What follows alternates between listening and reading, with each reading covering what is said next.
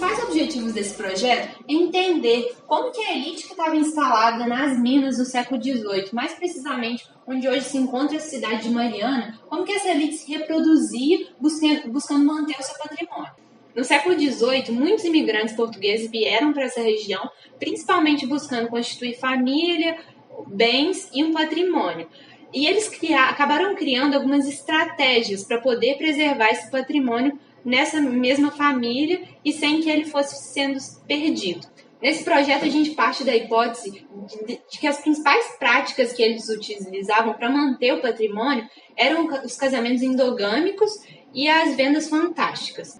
O casamento endogâmico era aquele casamento realizado entre pessoas da mesma família, como, por exemplo, entre primos. E já as vendas fantásticas, elas eram feitas um pouco antes da pessoa morrer, como até para a sua esposa, por exemplo, e era feita a venda de todos os bens que aquela pessoa possuía, com o objetivo de fazer com que aquele patrimônio não fosse se perdendo e se desmembrando.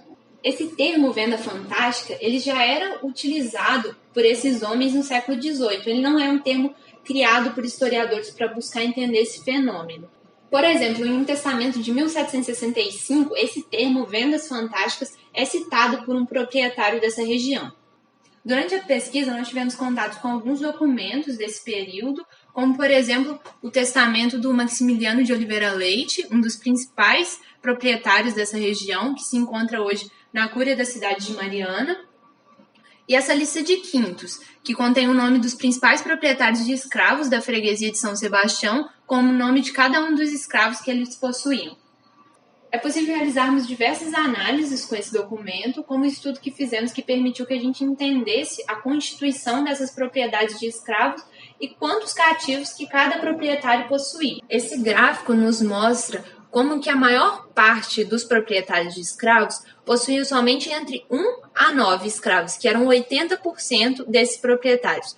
Já mais de 20 escravos eram somente 11% desses proprietários. Porém, esses 11%, eles possuíam a maior parte desses escravos, o que nos mostra a concentração em poucos proprietários desse número grande de cativos.